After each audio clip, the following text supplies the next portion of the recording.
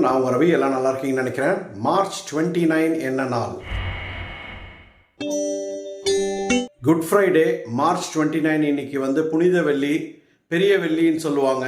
கிறிஸ்தவர்கள் எல்லாரும் இன்னைக்கு உலகம் ஃபுல்லாக இருக்க கிறிஸ்டியானிட்டி மக்கள் குட் ஃப்ரைடேவா இதை அனுசரிக்கிறாங்க. ஜீசஸ் கிரைஸ்ட் இயேசுவை சிலுவை சுமக்க வச்சு அவரை கஷ்டப்படுத்தினாங்க. அந்த நேரத்தில் பொது மக்களுக்காக அவங்களுடைய பாவங்களை சுமந்து அதை ஏற்றுக்கிட்டார் அப்படின்னு சொல்லுவாங்க. இயேசு அந்த நேரத்தில் 7 வாசகம் சொன்னதா சொல்றாங்க. முதல் வாசகம் என்னன்னு பார்த்தீங்கன்னா, தந்தையே இவர்களை மன்னியுங்கள், தாங்கள் செய்வது என்னவென்று தெரியவில்லை அப்படின்னு சொன்னதா சொல்றாங்க.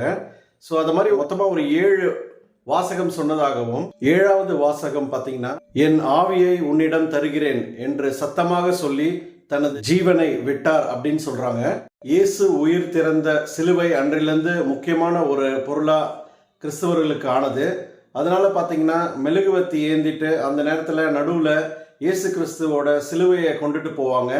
ஸோ இந்த நாளை பெரிய வழியாகவும் குட் ஃப்ரைடேன்னும் உலகம் ஃபுல்லாக அதை சொல்றாங்க. வேர்ல்டு ஃபுல்லாக பார்த்தீங்கன்னா அந்த ஜீசஸ் கிரைஸ்ட் சிலுவைக்கு வணக்கம் செலுத்துவதற்காக பார்த்தீங்கன்னா மெழுகுவத்தி ஏந்தி அதுக்கு நடுவில் சிலுவை பவனி வருவாங்க. ஸோ இது உலகம் ஃபுல்லாக நடக்குது குட் ஃப்ரைடே. ஸோ இன்னிலேருந்து 3 நாளுக்கு அப்புறமா பார்த்தீங்கன்னா ஈஸ்டர், ஞாயிற்றுக்கிழமை மணிக்கு ஈஸ்டர் வரும். குட் ஃப்ரைடே எல்லா கிறிஸ்தவர்களும் நிறைய ஜெபம் பண்ணுவாங்க. ஜெபத்தினால நன்மை உண்டாகும் அப்படின்றது தான் இதோடைய கான்செப்ட். அன்பு, அகிம்சை, இது முக்கியமாக சொல்லி கொடுக்குது இந்த தினம்ல. ஃபர்ஸ்ட்லேருந்து நான் என்ன தினம்னு தினமும் சொல்லிட்டு இருக்கேன். சேனலுக்கு ஃபர்ஸ்ட் டைமாக வரீங்கன்னா மறக்காம சப்ஸ்கிரைப் பண்ணிக்கோங்க, உங்கள் ஃப்ரெண்ட்ஸ்க்கு ஷேர் பண்ணுங்க. நாளைக்கு என்ன தினம்னு பார்க்கலாம். நன்றி.